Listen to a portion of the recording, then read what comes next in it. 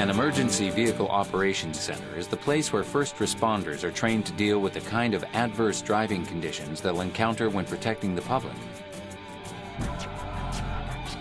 The instructors at this facility conducted a real-world test to see how the all-wheel drive systems of the top 5 small crossovers performed in a variety of conditions. Let's get to know them. I was formerly a SWAT member for 10 years. In my current assignment, I'm the Director of Training for an Emergency Vehicle Operations Center.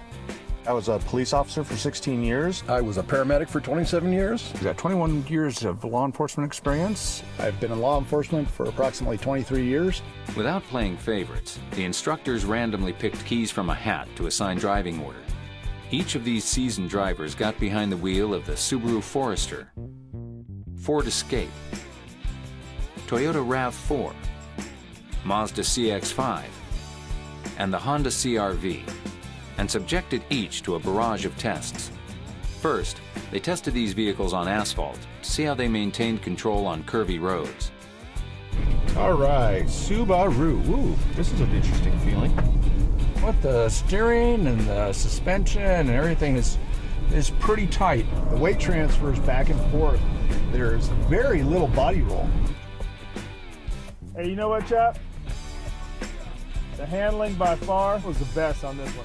What do you think about the all-wheel drive systems on these cars? I, as a consumer, would not be able to tell that you had an all-wheel drive feature in the Honda, the Toyota at all.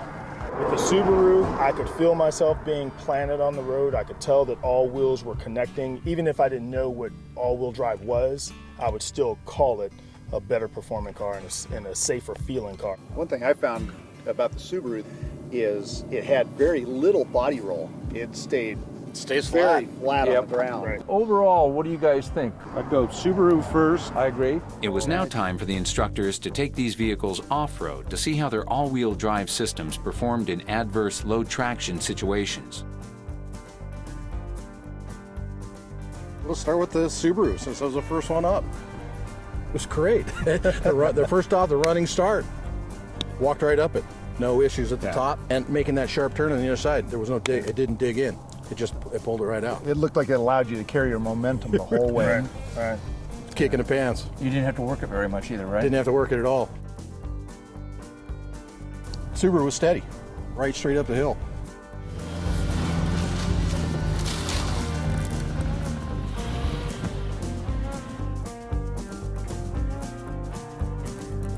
After the sand test, these instructors took to the hills, where they were especially impressed with the Subaru and its X mode with hill descent control, which automatically applies braking to help drivers stay confident and in control when descending steep hills with adverse terrain.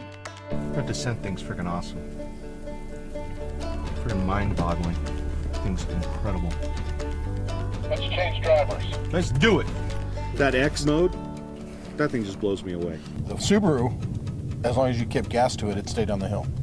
Everything else you had to functionally put the brakes on. I started it at the very top of the hill, took my foot off the brake, and it completely controlled the vehicle all the way down. In an adverse driving world, Subaru vehicles provide stability. Hills, curves, slick roads. No matter the conditions, you'll be in the driver's seat.